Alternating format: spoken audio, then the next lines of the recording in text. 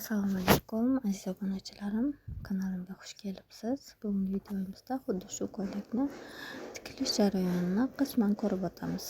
Materialimiz shtampel matosdan bo'ladi. Kerakli bo'lgan narsalarni videoga olib o'tdim. Yoqali hamda yoqasiga biser qadalgan fasonda bo'ladi. Materialimizni pichib o'tdim. Endi esa yoqasini tayyorlaymiz. Yoqa uchun bizga xuddi shunaqa flyuzelin yopishtirilgan materialimiz kerak bo'ladi. Oldi o'yindisiga kengligiga 7 cm, yelka kengligiga 36 cm qilib belgiladim. Oldi o'yindisiga 14 cm. Mijozimizni razmerlarga moslab xuddi shunday qilib yoqa bichib olamiz. Yoqaning kengligini 10 cm qilib oldim. Bir xilda qilib chizib aylantirib chiqdim. Albatta juda ham katta chevarmasman. Qo'limdan kelgancha tikishga harakat qildim. O'zimda borini o'rgatishga havaskor tikuvchi desa ham bo'ladi. Kamchiliklari bo'lsa uzr so'raymiz. Talab takliflar bo'lsa kommentariyada yozib qoldiring. Albatta sizlarning fikringiz bizga ham juda muhim. Xo'p, videolarga keladigan bo'lsak, men oddiy havaskor tikuvchiman. Chiroyli fasonlarni ko'rganimda, har xil lifehacklarni ko'rganimda sizlarga ham bo'lishaman. Videolarni joylab boraman. Shuning uchun hamma ko'ylaklarni ham o'zingiz tikkansiz degan fikrga borib qolmang. Ba'zi bir holatlarda chevara opa-singillarimiz aloqaga chiqishadi, reklama qilib bering videomizni deyishadi yoki shu atelyeni reklama qilib bering deyishadi. Prosmotr ko'p bo'lgani uchun reklama qilib beraman. Xo'p, darsimizga keladigan bo'lsak, yoqalarimizni xuddi shu tarzda pichib olamiz. Keyin esa grim matosdan flyuzelin yopishtirgan holatda yoqamiz bilan ustki qavatiga pichib olamiz. Ko'rib turganingizdek pichib tayyor qilib oldik. Endi esa tikishga o'tamiz. Yoqamizning ko'rinishi xuddi shu tarzda bo'ladi. Ustki qismida pushti grim matosdan bo'ladi. Xo'p, endi tikishni boshlaymiz.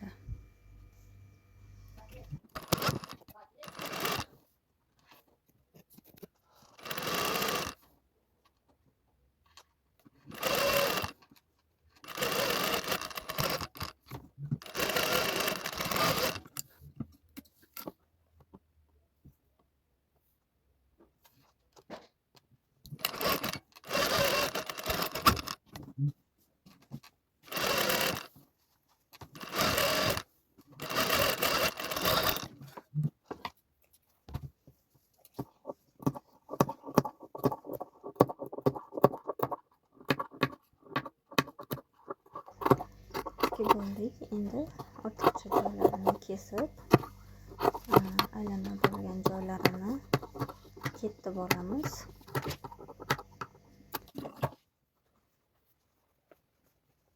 Yoqa qismimiz tayyor. Endi esa o'ng tarafini o'girib, chiroyli qilib dazmol qilib olamiz.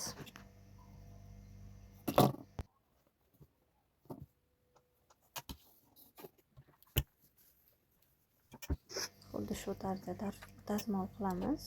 Chekkalarini chiroyli qilib qotiramiz.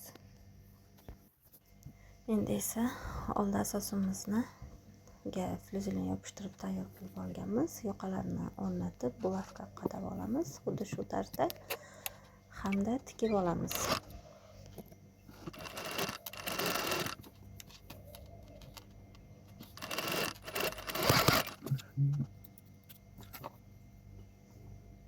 tikib ham oldik. Endi esa bulavkalarimizni olib tashlab, ortiqcha joylarini kesib olamiz.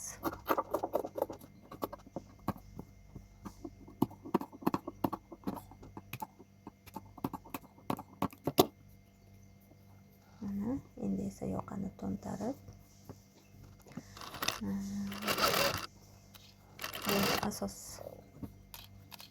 asosimizni xuddi shu tarzda tikib qo'yamiz. Yoqani pastga qalatgan holatda tikib qo'yamiz. Mana yoqalarimiz tayyor. Endi esa chiroyli qilib buni dazmol qilib,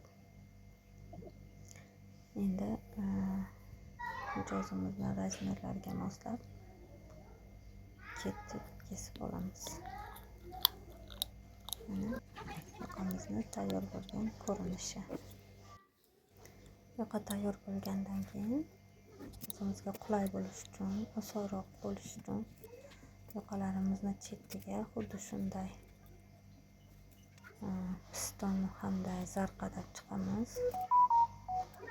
Shu holatda juda ham chiroyli bo'lib chiqadi. Siz ham albatta takrorlab ko'ring. Juda ham chiroyli bezak bo'lib chiqadi.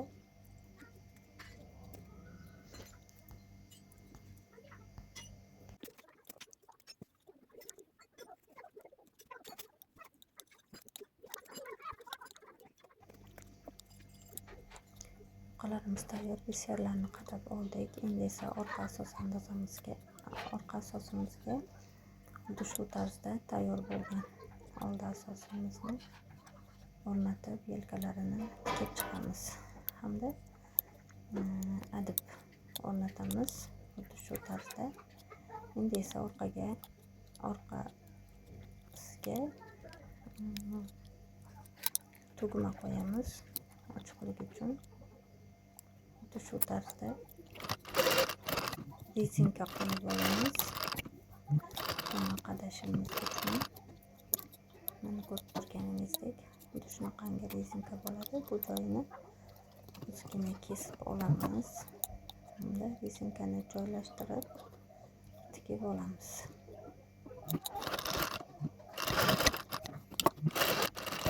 Tayyor tikib olgan joyimizni chiroyli qilib ketib,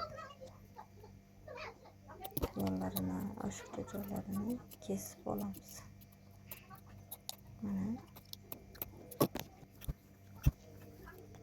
Mana juda ham chiroyli rezinka qadaydigan joy bo'ldi.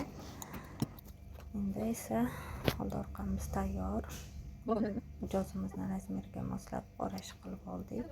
Endi esa eng qismiga 6 santimetrli grim o'rnatamiz, rezinka qo'yib. Xuddi shu tarzda 6 santimetrdan belgilab oldik. Ustiga matomizni grimimizni o'rnatamiz hamda rezinka qo'yishni boshlaymiz. Grimimiz yengimizni bo'y uzunligidan 2 santimetr oshiqcha chiqib turishi kerak. Yengimizni xuddi shu tarzda tayyorlab oldik hamda asosimizga yeng hamda etaklarni o'rnatib tayyor holatiga keltirdik. Mana ko'rib turganingizdek ko'ylagimiz tayyor. Kattacha va opaxonlarimizdan maslahatlarni kutib qolamiz. Obuna bo'lib, like bosishni unutmang. Inshaalloh sizlar bilan birgalikda o'zimizni atelyemizni ochamiz. Bizni qo'llab-quvvatlab turganingiz uchun tashakkur, minnatdorchiligimizni bildiramiz. Kanaldan uzoqlashmang.